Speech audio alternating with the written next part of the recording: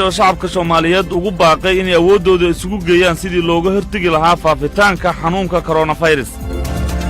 Bandowgii uu ku dhawaaqay madaxweyne Uhuru Kenyatta oo si guud uga dhaqan galay dalka Kenya. Safaaradda Soomaaliya ee dalka Uganda oo ku dhawaaqday inay joojisay gebi ahaanba shaqadii ay bulshada u haysay.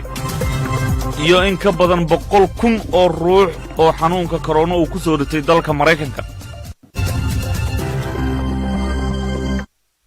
waa subax sabtiga 28 bisha Maaj sanadka 2020 warkan uu soo saaray Yunus Duraan waxa faafaahaynaysay Maryan Din.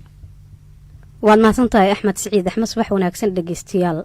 dowladda federaalka Soomaaliya ayaa maanta la filayaa in dowlad goboleedyada Hirshabeelle, Koonfur Galbeed, Galmudug iyo Jubbaland ay ku wareejin doonto qalab looga hortago cudurka coronavirus ama COVID-19 kaasi oo dowladda Soomaaliya ugu deeqay ganacsadaha reer Jack Ma oo leh shirkadda caanka ee Alibaba taasi oo qayb ka ahayd deeqa ugu deeqay wadamada Afrika.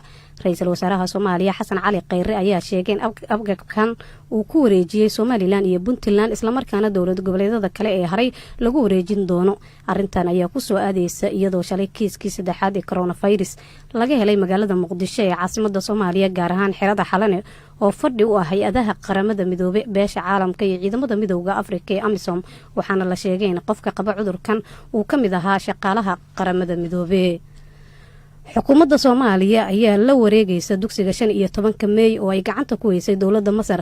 dhinaca kale mudane ka tirsan baarlamaanka Soomaaliya ayaa sheegay in go'aanka loogu daneynayo dowladda Itoobiya.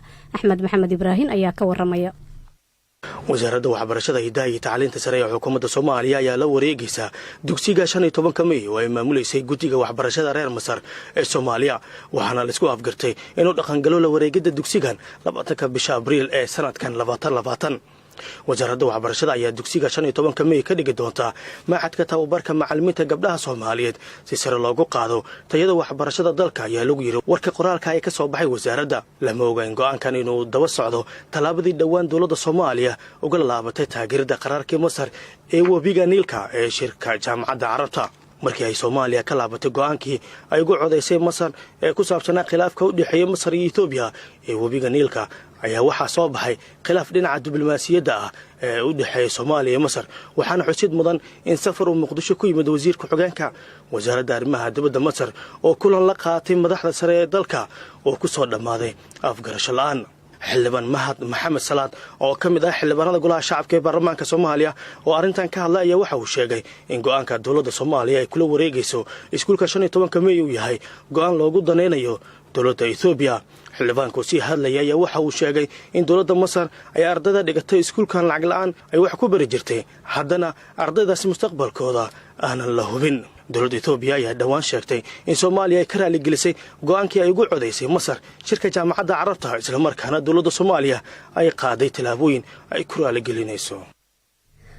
madaxweynaha dowladda federaalka Soomaaliya Maxamed Cabdullaahi Farmaajo ayaa shacabka Soomaaliyeed ugu baaqay in awoodooda ay isugu geeyaan sidii looga hortagi lahaa faafidda cudurka coronavirus. Yunus Duraan Cali ayaa faahfaahinaya qodobkan. maxamed cabdulaahi farmaajo madaxweynaha Soomaaliya ayaa xalay mar kale ka hadlay dhibaatada uu leeyahay cudurka dilaaga ee coronavirus iyo sida bulshada Soomaaliyeed ay iskaga ilaalin lahayd faafista cudurkan oo haatan farabaan ku haya caalamka kiisas ka mid ahna cudurkan COVID-19 laga helay Soomaaliya. madaxweyne Farmaajo ayaa ugu baaqay dadka Soomaaliyeed inay mideeyaan xuduudoodii awoodooda si looga hortago faafista cudurkan isagoo ka dalbaday dadka inay guryahooda joogaan. cudurkan waxaa la xaqiijiyay inuu Soomaaliya soo gaaray 3 qofna uu ku dhacay. waxaan Ilaahay uga rajaynaynaa 3 qof inuu Ilaahay si degdeg uga kiciyo. waxaan aaminsanahay oo aan rabnaa inaan soo dardaaranno ama isfarno ka daba tagiisa waxa ka wanaagsan ka hortagiisa. ka hortagiisa waxa ugu horeeya dadku inay nadaafadda ilaaliyaan oo gacmaha ay dhaqdaan mar walbaba. arrinta labaad oo looga hortagi karo cudurkan wuxuu yahay in la kala durugsan yahay marka la wada joogo uu jiro space ama distance uu jiro si looga hortago in la isku daarto cudurkan faafa. tan saddexaad oo muhiimka waxay tahay haddii qofku uu kari karo inuu gurigiisa joogo uusan ka soo bixin hooygiisa ka soo bixin waxyaabaha ugu badan oo la isqaadsiyo waxa way baabuurta la isla soo fuulo iyo meelaha mujtamacu isugu yimaado. waxaana kaloo ka dardaarmayaa dadku inaysan isugu imaan meelaha lagu kulmo ama meelaha bulshada isugu timaado maxaa yeelay meelaha ugu badan oo dadku ay ku kala qaadaan waa isu imaanshaha iyo soo dhawaanshaha. waxaan ugu baaqayaa ummadeenna meel kasta ay joogaan inaan cududeenna isu geenno awoodeenna isu geenno aan u wada jirno aan u midowno sidii aan uga hortagi lahayn cudurkan faafitaankiisa. ummadda Soomaaliyeed meel kasta ay joogaan dibadda iyo gudahaba waxaan ugu baaqayaa inay raacaan ama u hoggaansamaan awaamiirta caafimaad iyo badqabka oo ah inay joogaan guryahooda. dhinaca kale madaxweyne Farmaajo ayaa caafimaad u rajeeyay ra'iisul wasaarihii hore ee Soomaaliya Nuur Xasan Xuseen Nuur Caddo